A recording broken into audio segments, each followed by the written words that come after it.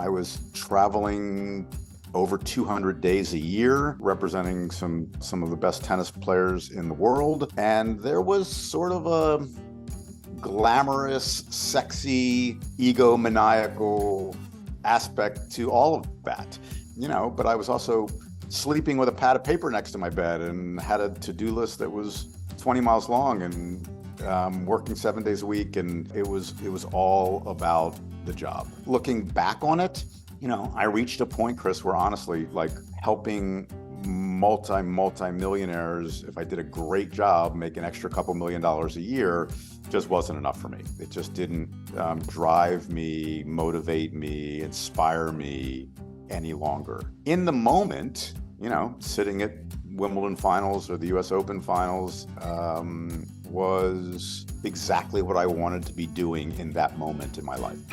Hi, I'm Chris Waddell. Welcome to Living It, the podcast where we join experts in the experience of being human. Be bold. Say yes to adventure. Say yes to living it. Welcome to Chris Waddell Living It, where we talk with experts in the experience of being human. Athletes, artists, entrepreneurs, those who have taken the risk to live fully and to realize their dreams. Today, we're talking with Ivan Blumberg, who's a great friend. He was managing director and general counsel at ProServe, president of athlete representation at SFX Clear Channel, and is the emeritus founding CEO at Athletes for Hope. Ivan, welcome. Great to have you on the show. Great to see you, my friend. Always happy to be with you, Chris. It is always a pleasure. Now, I want to figure out how you started this whole thing, because I looked at you graduating from Hobart in 1980, graduating from University of Washington Law School in 83, and then starting at ProServe in 83. That's pretty seamless. Did you know that you wanted to be an agent? Because I just saw the Air movie, and we're talking about David Falk, who David Falk started as an unpaid intern, right, at ProServe back around the same time that you did. What was that process like for you, the mindset, and how did it work to actually get in and eventually be the managing director and general counsel? So it's interesting. I actually haven't seen the movie, Chris, because I actually feel like I lived it. And so I've had a few friends call me and say, you've got to go see it because it was sort of part of your everyday existence. I grew up a sports fan, right? I was the guy that grabbed the Washington Post, glanced at back when we actually read newspapers. Remember those days? Glanced at the front page for the headlines and then sort of scrolled through and whipped out the sports section and read every single word. And that went on for years. I knew when I was sort of halfway through college what I wanted to do. When I went to Washington University Law School, I frankly had almost no interest in practicing law. I loved the idea of thinking like an attorney and having the intellectual skill set that I believe has helped me in many ways over the years. But litigating or practicing corporate law never, ever appealed to me. And I wanted to do something that I was passionate about, right? I wanted to find something that I would get up every day and look forward to doing. Knowing I was going to work my ass off, I just wanted to make sure if I was going to work my ass off, I was going to do it with the enthusiasm and the passion that allowed me to sort of bring it every day. Getting into the sports business was really hard. It was hard then, and it's hard now. I can't tell you how many people I talk to that are young, sports, business, law interested, that just don't know how to break in. It's a tough deal. So it's a long story, but the short version is I was in law school. I was on law review in law school. There were two very, very top sports marketing and law firms in the early 80s. One of them was actually a law firm called Dell, Craig Hill, Fentress and Benton that turned into ProServe in 1983. In the summer of 1982, I reached out to David Falk, who at the time was a partner in the law firm. He was representing tremendous high-profile basketball players, Michael Jordan, Patrick Ewing, Alonzo, Mourning, you name it.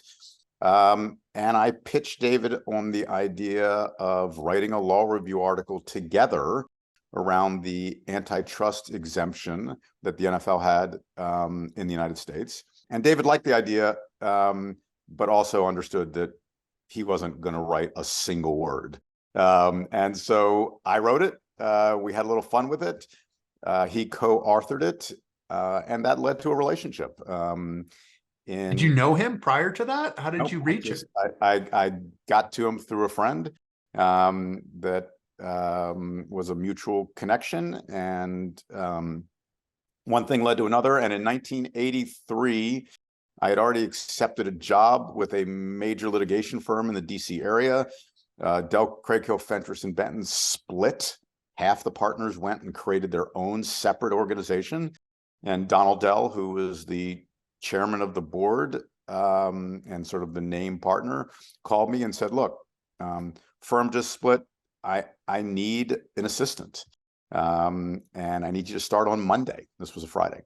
And I couldn't have said yes any faster, called the law firm I had accepted a position with, which was uncomfortable, and politely withdrew that acceptance and started working for Donald as his assistant. And that went for 26 years. So. Wow. So it really, I mean, things really worked out pretty well, because oftentimes, I mean, talking about like David Falk starting off as an unpaid intern, but to Donald as well, right? Back in the day. And the whole thing had changed. I mean, Donald, when he started sports representation, like law firms weren't allowed to solicit back in 1970, right? You weren't allowed to sort of send out solicitation. Everybody thought you were suing them effectively if you're looking for business. and this had changed. I mean, it's 13 years, but it's not all that long a time. So you found your way not only into what you were passionate about, but by being the assistant to the guy who was starting it, you were in a position where you got to see just about everything. Was it what you had imagined it when you were back in as a sophomore in college? I think it depends on when I reflect on that question, right? So there was a period of time where, you know, I was the first one in, the last one to leave the office every single day. There wasn't anything that Donald was working on that I wasn't involved in. I was traveling over 200 days a year, representing some of the best tennis players in the world. And there was sort of a glamorous, sexy, egomaniacal aspect to all of that. You know, but I was also sleeping with a pad of paper next to my bed and had a to-do list that was 20 miles long, and working 7 days a week. And it was all about the job. Looking back on it, you know, I reached a point, Chris, where honestly, like, helping multi-millionaires, if I did a great job, make an extra couple $1 million a year, just wasn't enough for me. It just didn't drive me, motivate me, inspire me any longer. But in the moment, you know, sitting at Wimbledon finals or the US Open finals was exactly what I wanted to be doing in that moment in my life. How does it go from being the kid who took the Washington Post and got the sports page and read every word, so effectively a fan, to then being a, how do you say it? I mean, you're not necessarily, you're still a fan, but at the same time, you're working for the athletes and in conjunction with the athletes. But then there also is a relationship where the athletes in some ways are seen as like the most powerful people, because you're seeing on television, there are heroes. And then you guys oftentimes, the guys in the back are often the ones making the machine continue to work. How do you go from being a fan to being the guy who's making the machine work and reconcile all of that? Yeah, it's a really interesting question. And I think there's a maturation process, right? There's a little bit of a starstruck initial, the first time you're in the room, the first time you're in the meeting, and oh my God, I'm sitting here having a conversation with one of the most famous athletes in the world. When was the first time that happened to you? I think the first time that happened to me, I would say there were two different times. One was representing Arthur Ashe, who was one of Donald's closest friends in the world. Donald was the captain of the Davis Cup team that Arthur played on. They were not just business associates, but very close personal friends. And the other was representing Jimmy Connors, who was a top 3 player in the world at the time. Couldn't have been more different, the two people.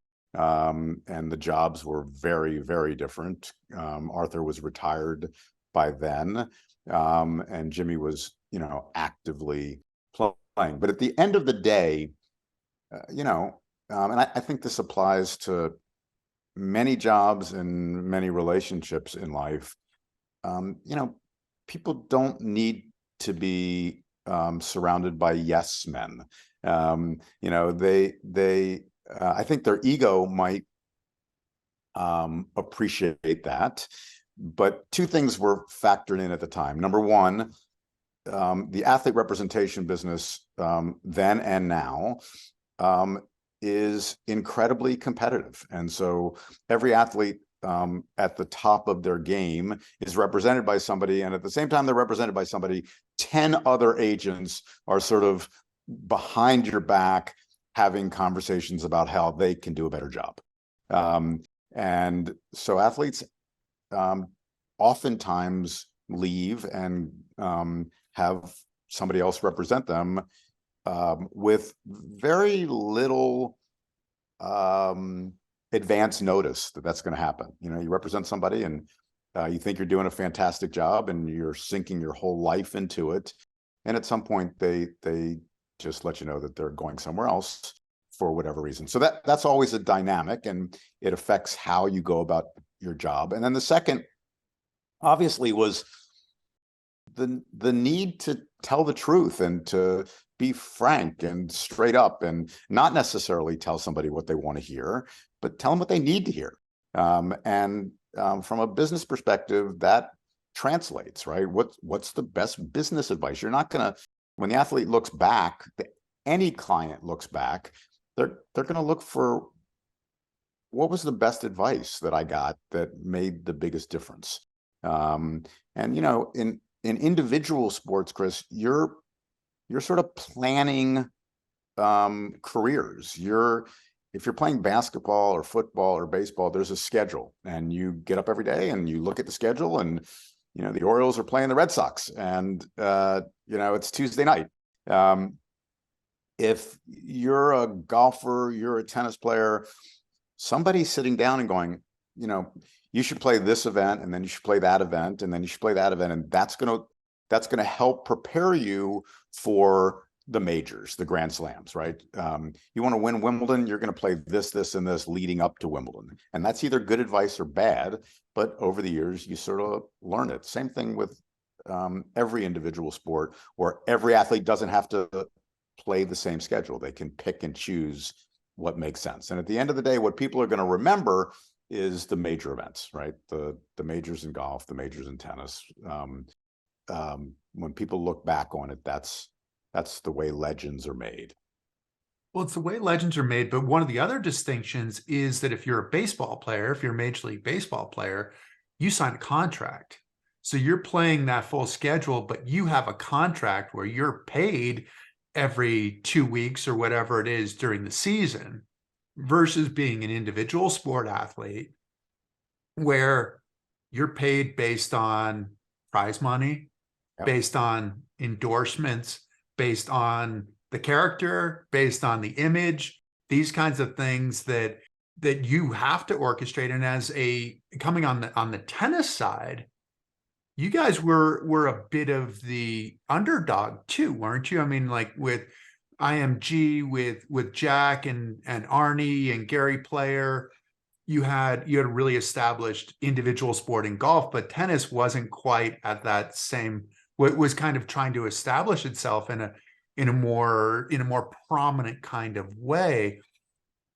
How much more difficult is it working with individual sport athletes in that respect, in that you can get hurt right before Wimbledon? I mean, Wimbledon's supposed to be the payoff that, hey, you're playing great and this is going to catapult you into something new and something lucrative potentially where you can afford to be around, but there's a lot greater risk, right? Yeah, I would say a couple things. One, it really depends on where you are in the world, right? So,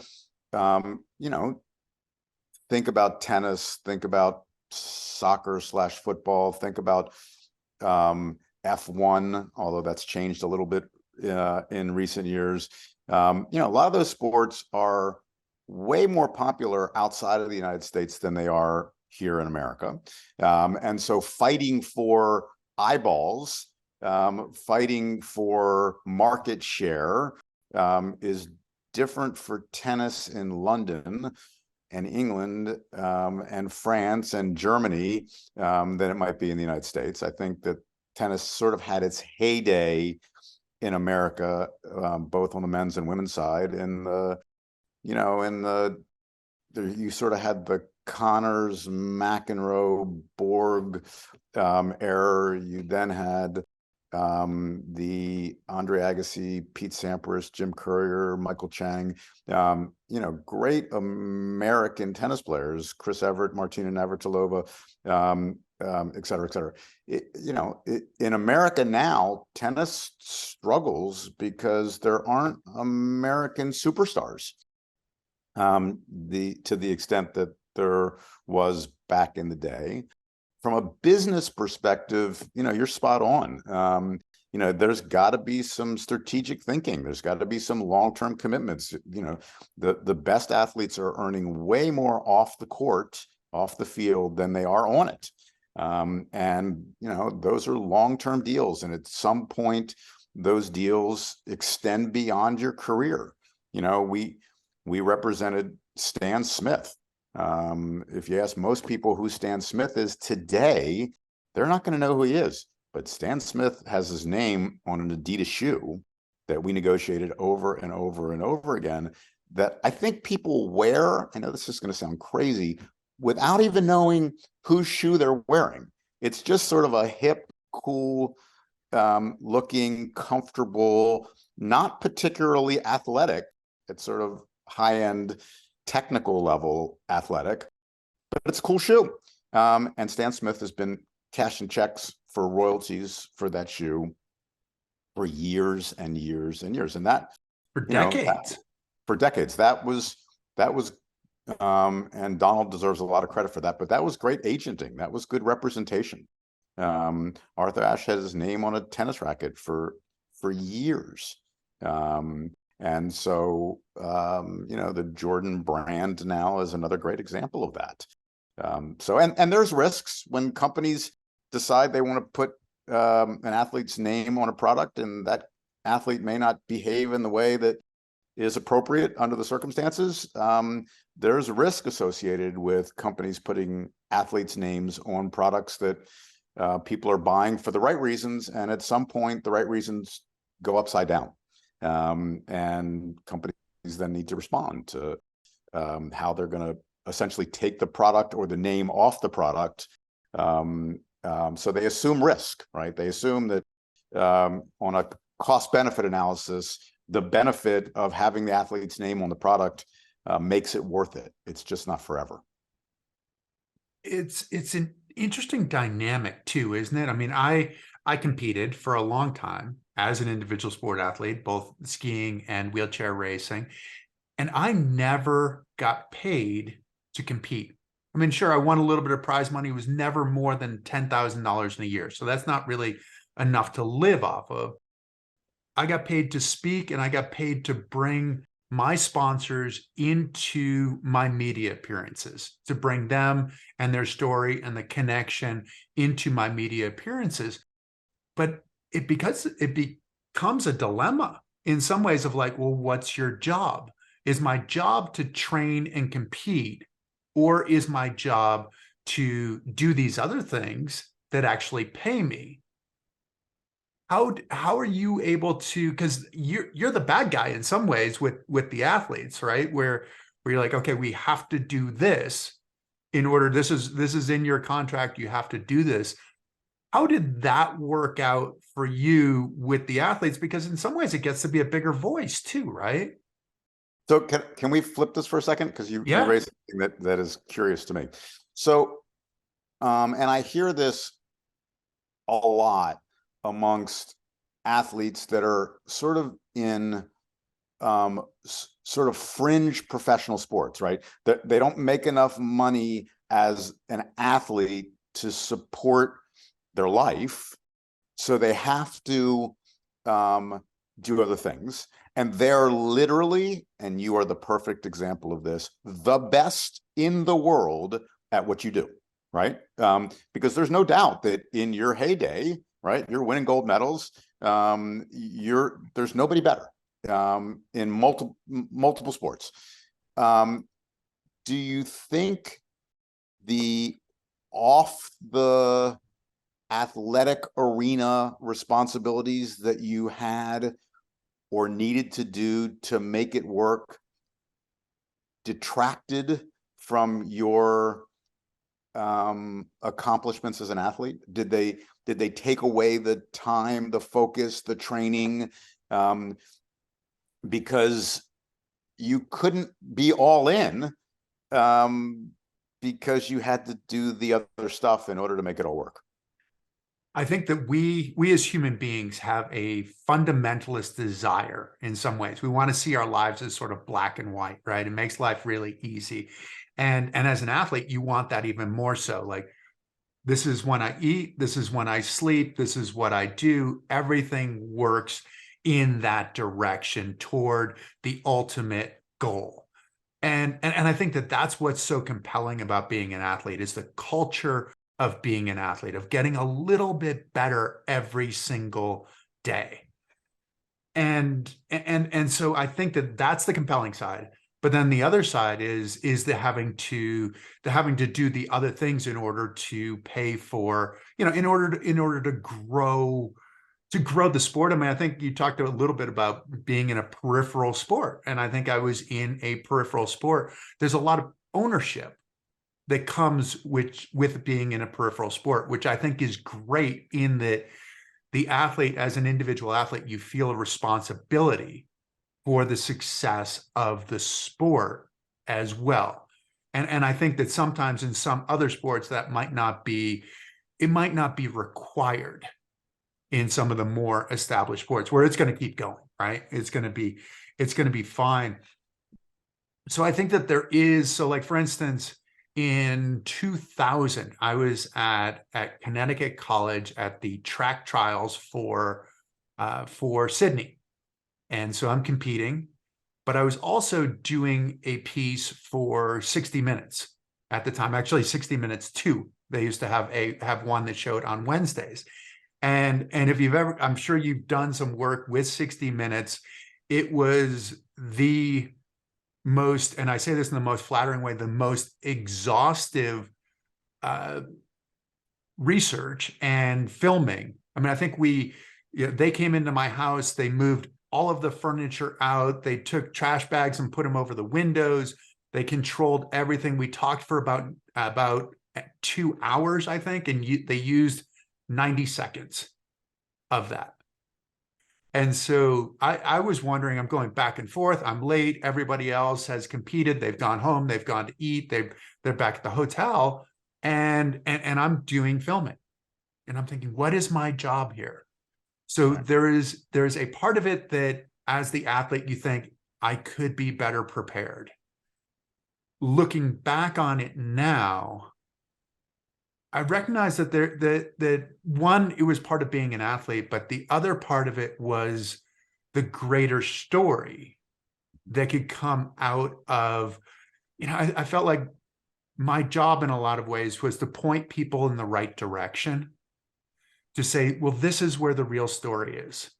So Chris, at the time, sorry to interrupt you, but at the time, I'm fascinated by this because you're such a trailblazer, right? I mean, at the time that that's happening, are you aware that you're sort of charting a course for future generations, that you're sort of at the tipping point of an explosion in the prominence of Paralympic athletics, its importance, its ability to communicate you can do anything if you set your mind to it mentality? Because there's sort of like in the moment, you're one of the best athletes in the world, if not the best at what you're doing. You're having to do this extra stuff. 60 Minutes talks about, like, they make movies, right? They don't do interviews, they make movies.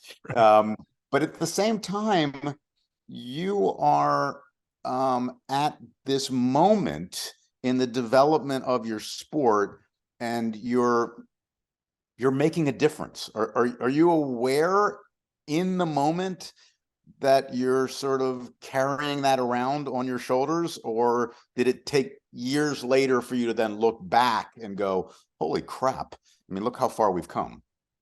I think for me, it started, and this dynamic has completely changed. This is interesting. But anyway, I will answer your question.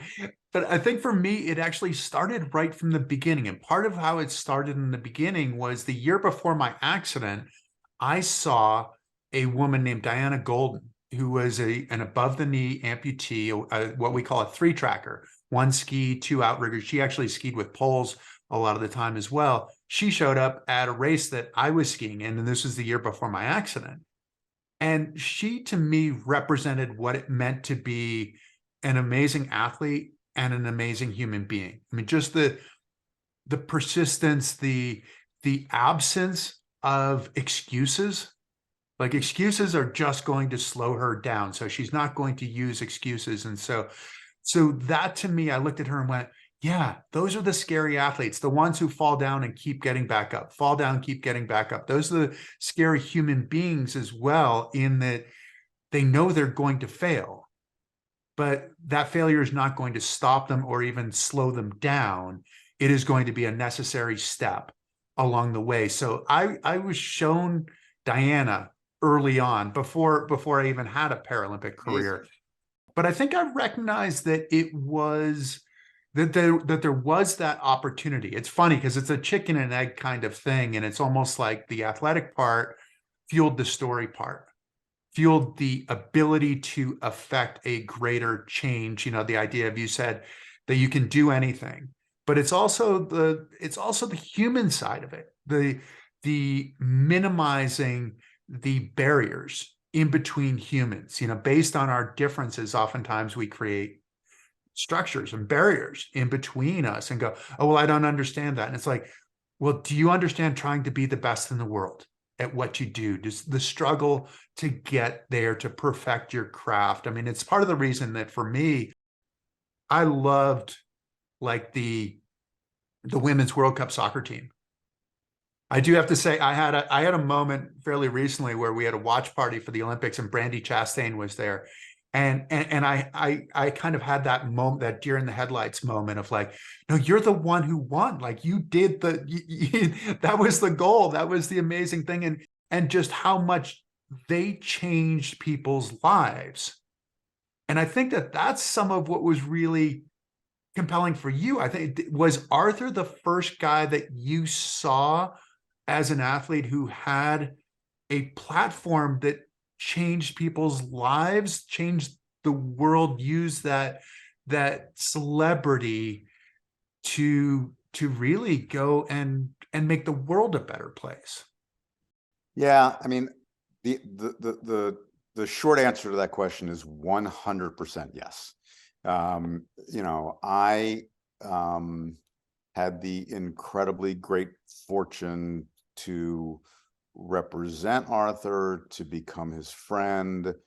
He was a bit of a mentor to me, not even necessarily as a sports agent at all, but in some ways as a human being, right? As somebody that lives on this planet, and grew up in a family where, you know, we wanted to make a difference, right? We wanted to help make the world a better place. But I'm not sure I ever saw the connection between the athlete and the platform that the athlete had, until I experienced it firsthand with Arthur. You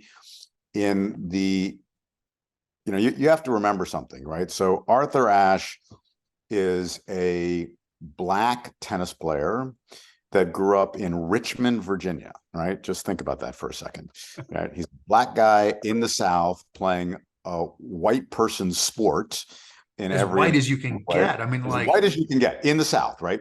yeah, Couldn't like get linen pants and shirt and coat and right. tie back Yeah. in the day, right? And Right. this is, You know, he wasn't invited to tournaments, couldn't get into country clubs. Everything was more difficult for him. Never complained, overcame all of those obstacles, went on to win the US Open. how did he overcome them? How did he deal with that and keep going? I think he saw the glass half full. He saw an opportunity. And interestingly, I think the questions that we talked about earlier, I don't think Arthur looked at himself as, you know, I'm going to be a Black tennis player and break down barriers. I don't believe he took that on, and he received some criticism for it in the early sort of Malcolm X days of sort of racial equality that we were experiencing at the time. In the early 90s, incredibly, Arthur had a heart ailment, Chris, and he needed a blood transfusion. When he got the blood transfusion, boggles my mind to this day, but they didn't screen blood for HIV, and he became HIV positive. In the early 90s, people didn't talk about AIDS if you had it. It was sort of a well-kept secret. I was sitting in my office in Washington, D.C., and a journalist from the New York Times, who I knew really well, called, and she said, Ivan, look, we just found out that Arthur was or is HIV positive, and we're going to need to go to press with it. But out of respect for him and out of respect for you, you know, we're going to wait a few days. And I said, thanks. I hung up the phone. I picked up the next phone and I called Arthur, and he was in New York City. And I said, Arthur, look, this is happening. There were literally, Chris, 5 of us in the world that knew about it. We just kept it that close to the vest. He said, don't move. And he hopped in a cab, went out to LaGuardia, jumped on a shuttle. And in about 2.5 hours later, he walked into my office in DC, closed the door, and he said, look, I'm sad that this is happening, but now that it's happening, you and I need to figure out a way to take what's happening to me and turn it into a positive. You know, he was dying. There was no known cure. He knew that. But he also understood that now that this was going to become public, he felt a responsibility to use it to make a difference. Interestingly, he also knew that he didn't know how to do it. He knew he wanted to make a difference and do the right thing, but he wasn't sure how. And so we surrounded ourselves with some other folks, and we brainstormed, and we came up with this idea to create an Arthur Ashe AIDS Awareness Day at the US Open. So we reached out to the USTA. And we said, hey, how about the day before the US Open starts, the Sunday, which is normally sort of a down, quiet day, we run this event. And they said, for Arthur Ashe, we'll do that. I went to a bunch of the other tennis players that I represented and asked them if they would wear a AIDS awareness patch on their sleeve and play a exhibition on Sunday. And they said, for Arthur, we'll do that. We went to the sponsors and asked them to leave their banners up on the court, and they agreed.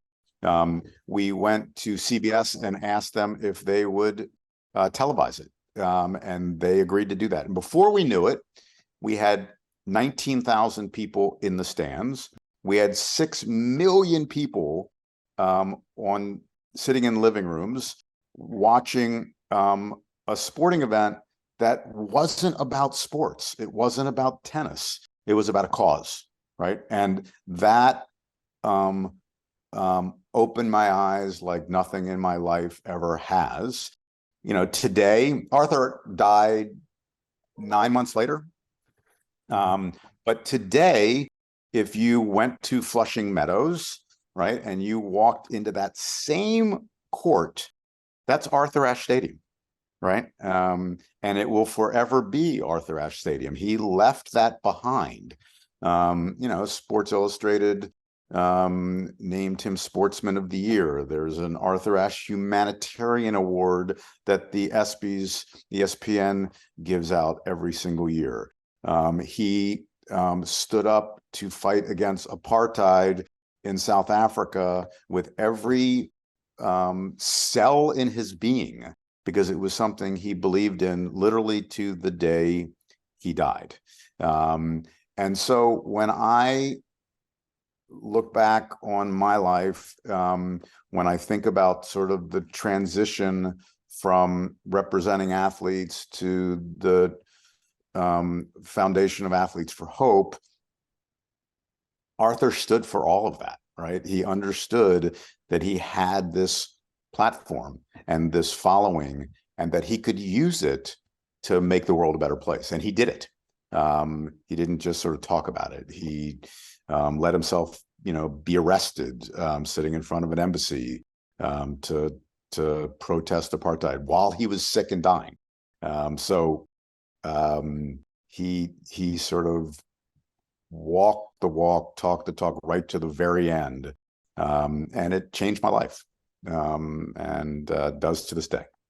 How did he face those risks? I mean, you talk about, you know, a black man, Richmond, Virginia, playing a really white sport, and being a civil rights leader to a certain extent, right?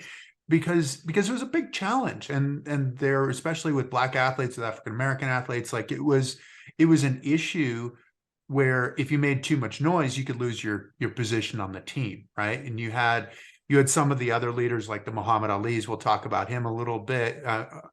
We had, you know, the Jim Browns, the Bill Russells. I mean, some of those guys were in some ways untouchable. You know, I mean, relatively, at least looking back on it in history, right? Because they were so good at what they did. And Arthur fit into that category. But I'd imagine that revisionist history, it's really easy to look back and say, well, you did that because it was the right thing. But there were risks to your career, to your life, to your family. Like, how did he how did he face those risks and continue to persevere? Because it's not just, as we're talking about, it's not just a game.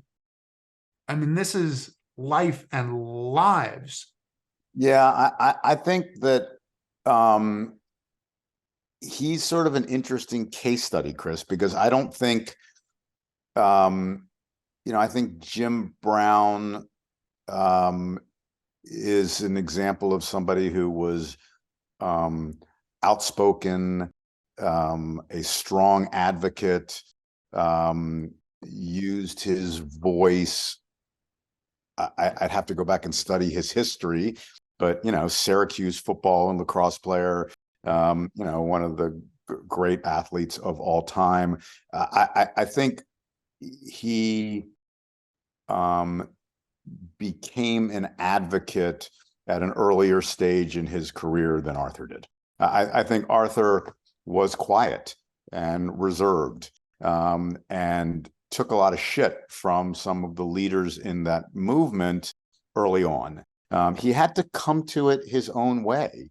And I don't think it was a risk reward evaluation. I just think he recognized that there was a time and a place, and the better he got as an athlete, the bigger the platform he developed, the older he got. I think his play on the tennis court spoke volumes about what a black man can do in a white sport in society that wasn't all that accepting of that at the time.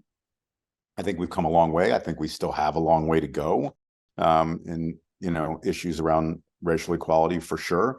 But I think he'd be very proud of the impact he had and the progress that he led others to. And there are other, black tennis players that will to this day talk about Arthur Ashe was a role model for them and opened the way for them to be able to perform in a sport that they did not necessarily think was available to them.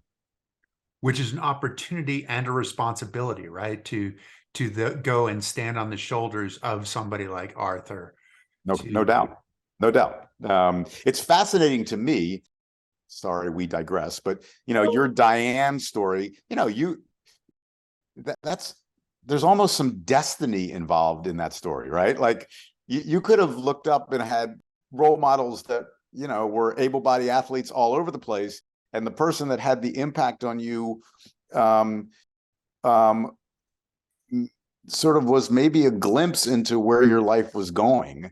It's fascinating, actually. And there's perseverance there that I think it's hard for those of us that have not lived it to really understand and appreciate. So good on you, man. I love, I tell the Chris Waddell story as we are close personal friends, but what you've accomplished, and when you climb Mount Kilimanjaro, in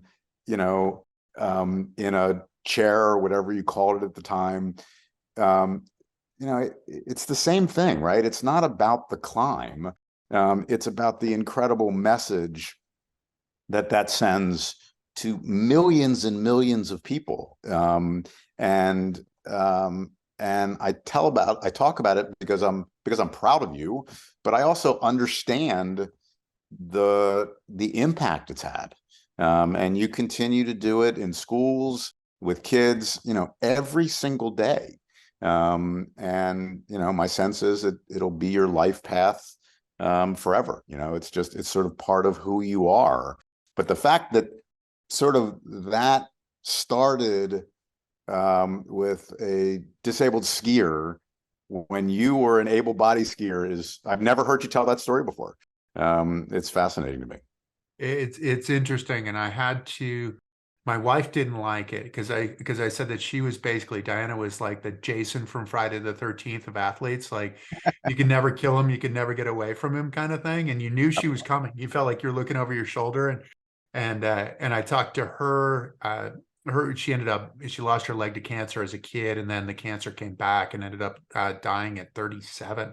So I talked to her widowed husband just recently, and I said, hey, this is what I've said, and he's like, oh yeah, she would love that. She'd love Right. the Jason from Friday the 13th. I was like, okay, I'm going to keep using it. So it's interesting you talk about it, because for you, when did the gestation, because this ultimately got to the Athletes for Hope part of it, right?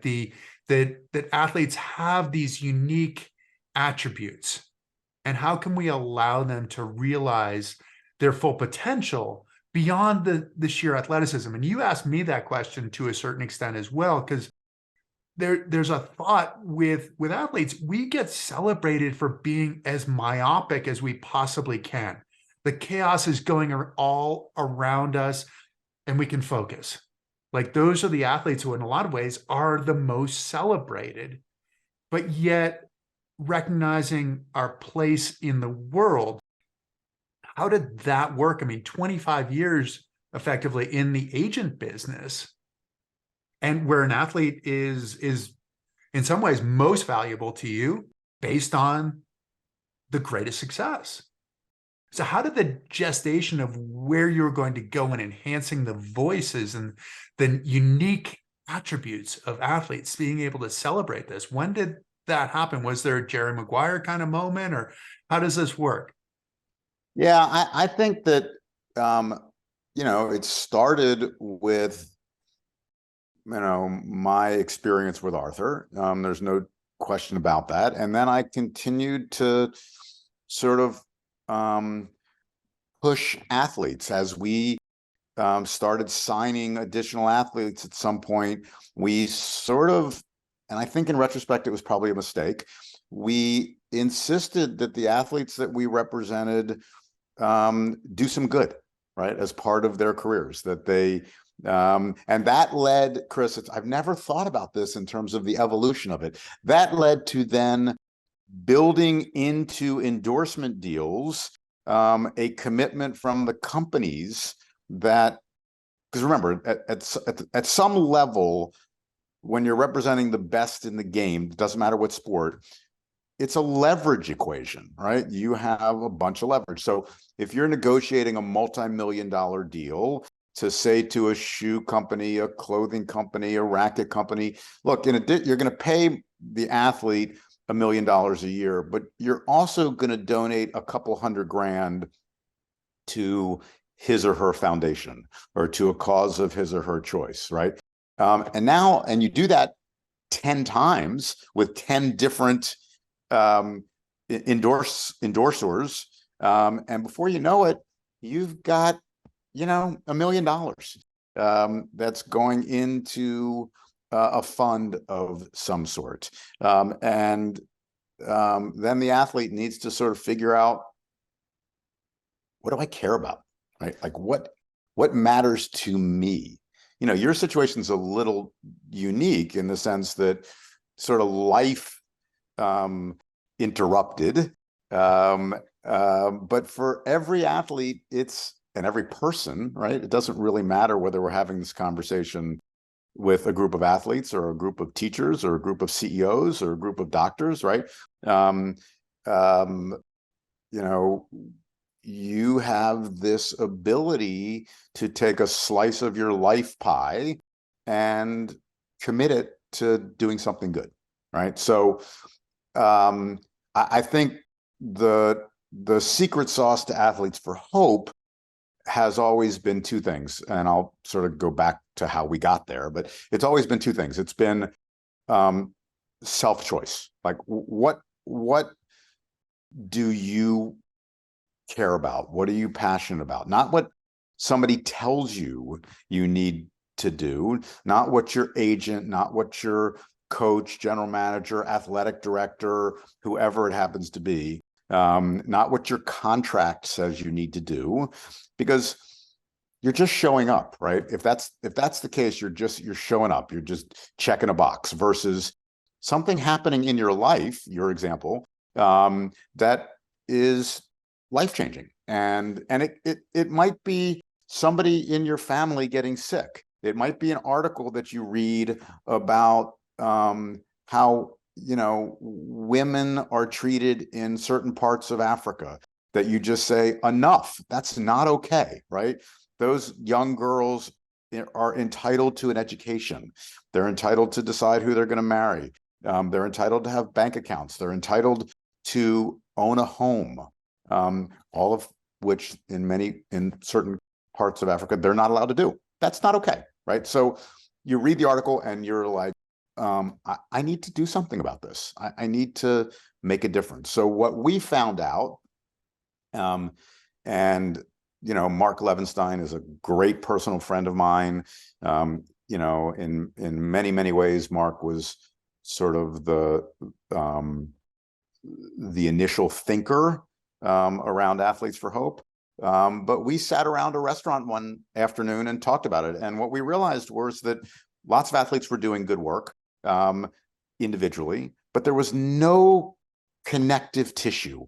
There was nothing that pulled them together. They were off on silos, islands, doing their own thing. And so we reached out to what we considered to be the leaders, not necessarily the best athletes. In many cases, that ended up being the case, but not always. The leaders in different sports, and we pulled them together. And we said, you know what? Imagine, look what you're doing as an individual, but imagine if we came together as a group. Imagine what we could accomplish, both in the United States and around the world. And then we thought, well, what's missing? And what we realized was missing was education, right? If you're going to do good, let's figure out how to do it right. Let's give athletes the tools so that if they're going to go out into communities and volunteer or raise money or put their name on something, that the impact that that organization or that effort is going to have is maximized, right? That's what matters. It's not, sure, there's some brand enhancement, right? It's not the reason to do it. It's sort of a byproduct, a little bit of a bonus. But if that's the only reason, it's a shitty idea, right? It needs to be something that you want to do from your heart. It needs to be something that matters to you. And then you show up, right? Then you find the extra time. Then you make it a priority in your life. And so Athletes for Hope started with, you know, the Muhammad Ali's and the Andre Agassis and the Mia Hamms and the Warrick Dunns and the Alonzo Mournings, this incredible group of athletes that, you know, every one of them, Chris, has, you know, their own incredible story. I mean, Warrick Dunn, you know, grew up with a, you know, in a family with a single mom that raised her kids, and she was a police officer, and she went to an ATM machine to withdraw some money and got shot and killed, right?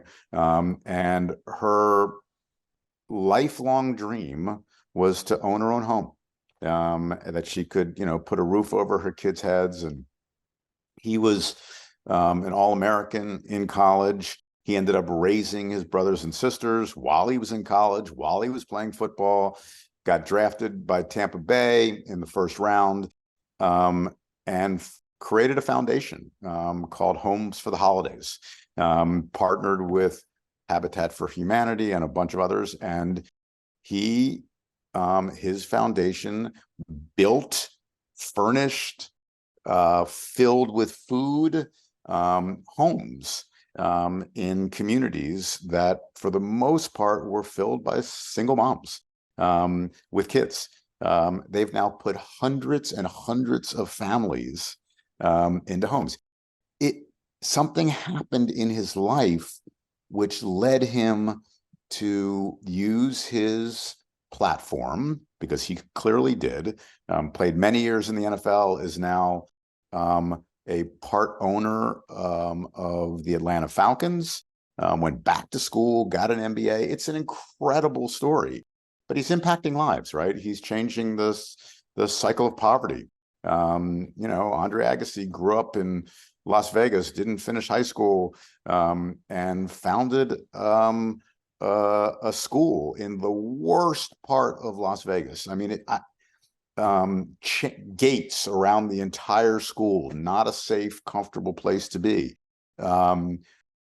Started as an elementary school, then added pre-K, then a junior high school, then a high school. I served on that board for 12 years. And when the first graduating class of high school seniors graduated, there were, I want to say 21 or 22 of them.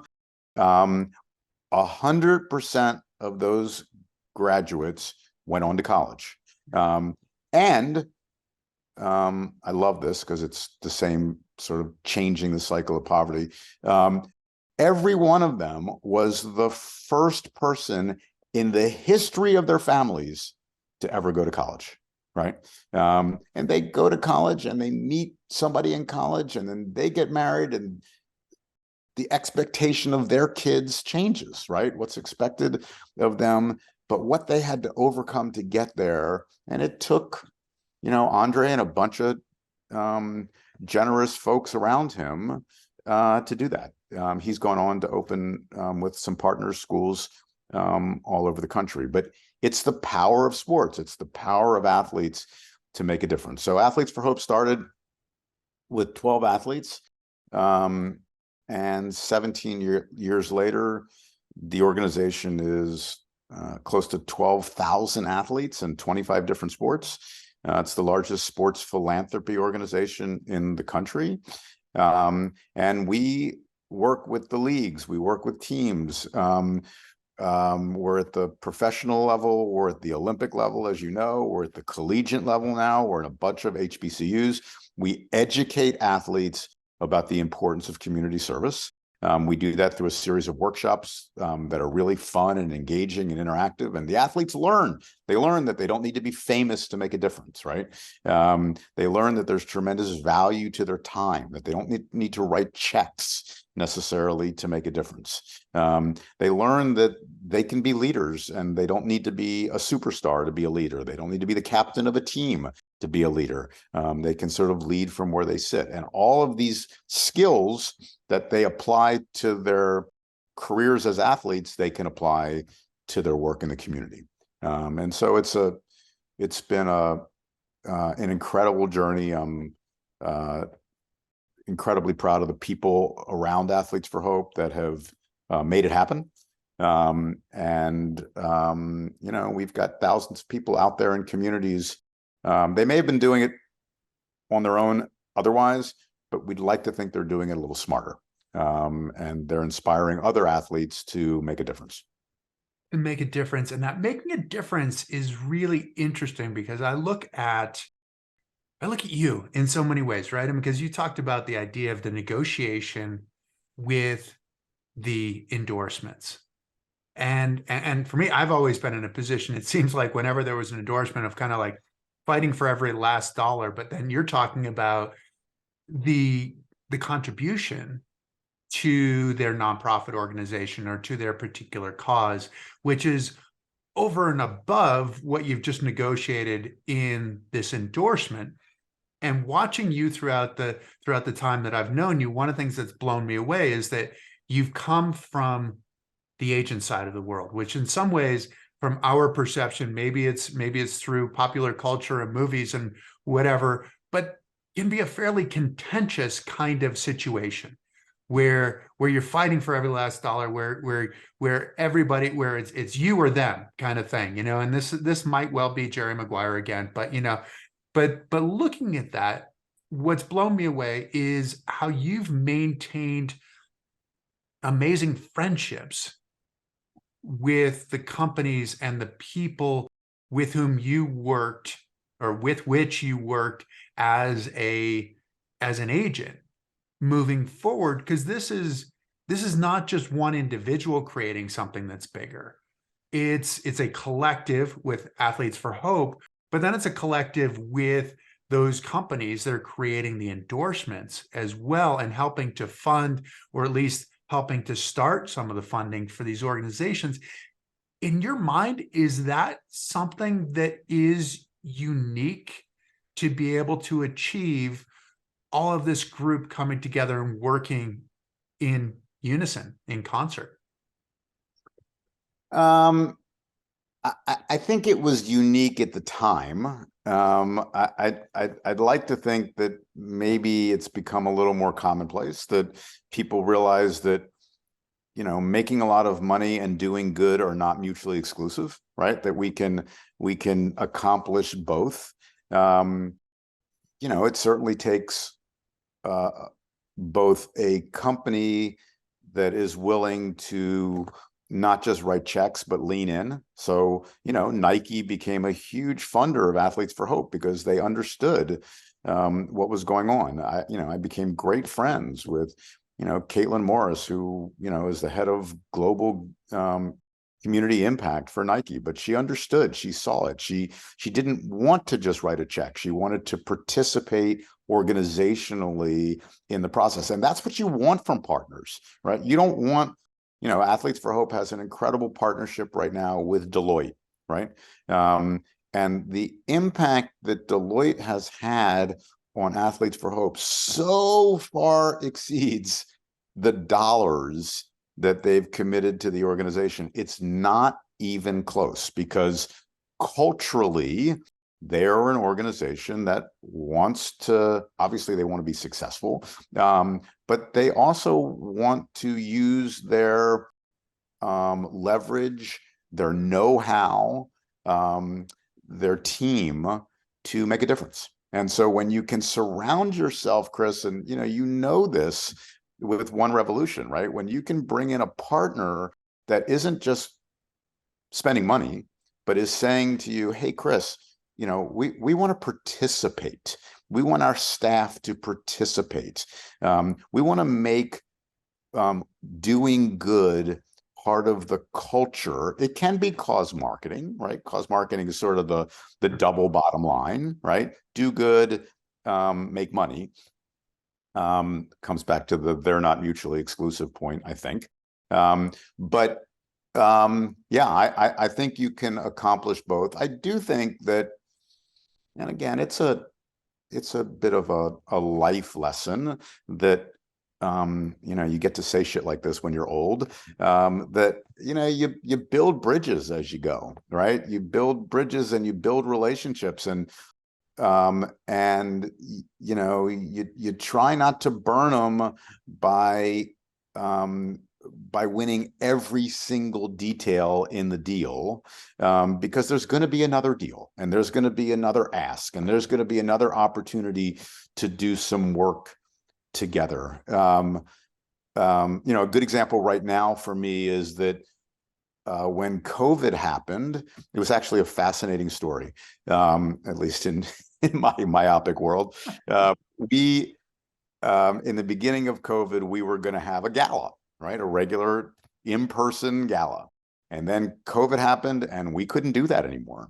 And we were honoring Stephen Curry and his incredible work at Eat, Learn, and Play Foundation. It's mind-boggling how much good they do. And so we shifted, and just like everybody else, we turned our gala into a virtual gala. I hosted it, but Steph was our guest, and I interviewed him, and we talked. Obviously, it was all virtual. It was on video. And we told our story, and lots of people watched. And the minute it was over, I got a phone call from a very close friend of mine who's a Harvard doctor at NIH. And he said, Ivan, look, I'm on Dr. Fauci's team over here at the NIH. And we are really struggling to get the important message around COVID to underserved communities, right? Whether it was the issue around, the technology divide, they didn't have access to computers, transportation was an issue, moms were working full time. There was a million reasons why. Cultural issues as well. Yeah. cultural issues for sure, Their big time. beliefs and yeah. So he called and he said, look, how do you feel about using athletes and sports to communicate the importance of the COVID vaccination to underserved communities? And nothing's more important to me, right? Like if you said to me, what's the cause that matters most to you? It would be leveling the playing field. It would be like, just personally, like, what do I care the most about? I the environment's important and but those don't make my heart sort of go pitter patter. What deep down bugs the crap out of me is that kids in underserved communities don't have the same access to education. It's just not okay. It's not fair. And so I've worked really hard over many years to do something, some little bit to address that particular issue. And there's incredible work being done every single day to address it on a much broader scale. But we took it on and we said, let's use athletes to communicate this message, not because they're doctors, although some of them were, not because they're the most knowledgeable about COVID, but because people in those communities are going to listen to them. We started with underserved community. It was incredibly successful. It was supposed to be 3 months. 2.5 years later, we've put together relationships that include Major League Baseball around the World Series, the Indianapolis 500, the World Cup, the Miami Open, the Pac-12, the Big 12. 2 days from now, when people go to the NFL draft, which, by the way, will be attended by 200,000 people. Just think about this for a second. It's not a sporting event. There's no game, but 200,000 people in San Diego. People will travel from all over the country to be in Kansas City for 3 days. And there's a huge NFL experience, NFL festival outside of the actual draft. And there will be a COVID informational booth, and there will be a COVID vaccination site right there that if people want to get vaccinated, they can. The vast majority of those partnerships that we've put together on behalf of HHS and the White House have been the result of relationships. They have been the result of people that I've known for 20, 25 years, that when you pick up the phone and call them, just like I know I could pick up the phone and call you any day and you're going to say yes. And it's reciprocal. There's nothing that you could ask me to do that I wouldn't say yes to. Why? Because we have a history, right? We've leaned in together to make a difference. When you build those bridges, you can then rely on them to make a difference. It's a great opportunity to cherish the relationships and then to sort of team up together to help make the world a better place.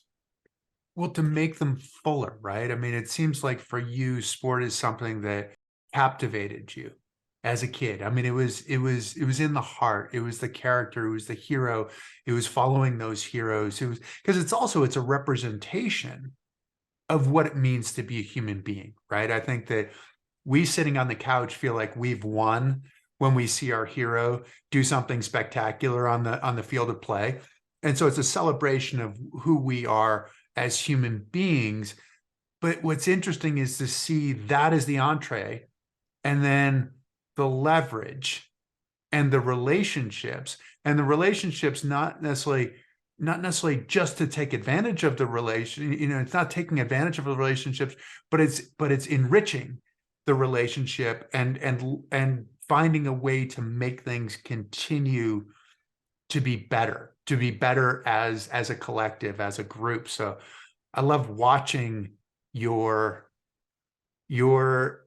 evolution, your growth, we hope we keep getting better. and it's cool to see this idea of leveraging something to continue to do something that is good and better and great kind of thing.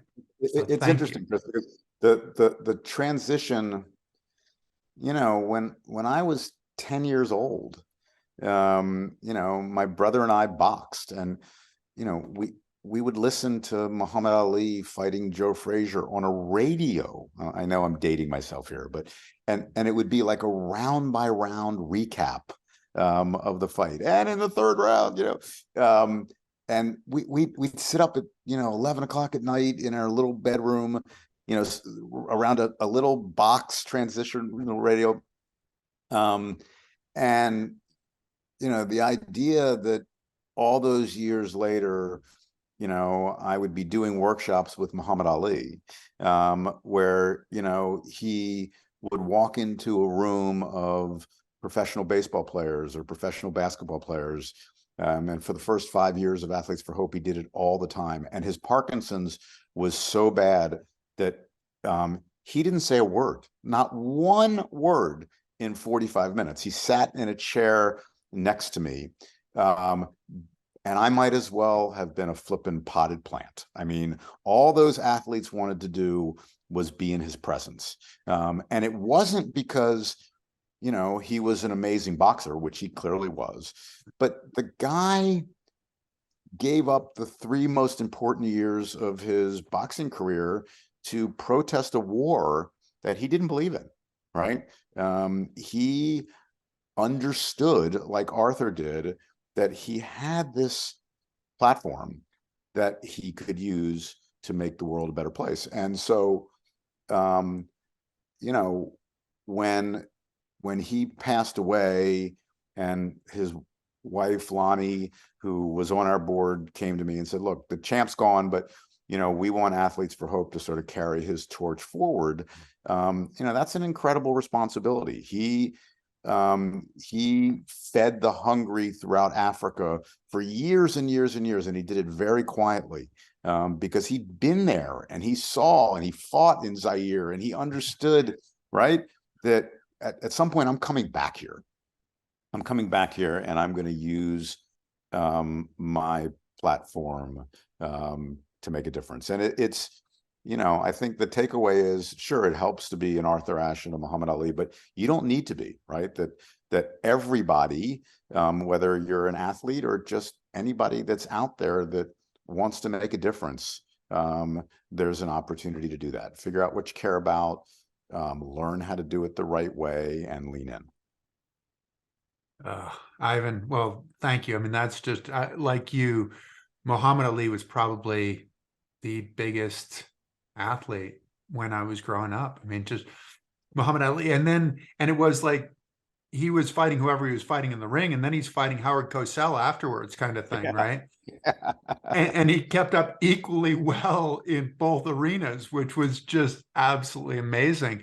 But that to me, is what I love about sport, but it's also what I love about the nature of the human being. I mean, this is like Diana Golden in a lot of ways, right? I'm going to fall down and I'm going to get back up. That's the mark of a great athlete, but it's a greater mark of a great human being. And make the place, let the rest of us believe.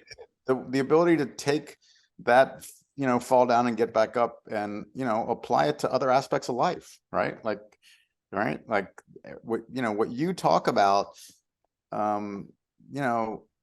is so inspiring, but it's not inspiring just to athletes, right? I mean, it's inspiring to anybody that's listening to Chris Waddell speak, because you take that attitude, that passion, that commitment, and you apply it to every aspect of your life.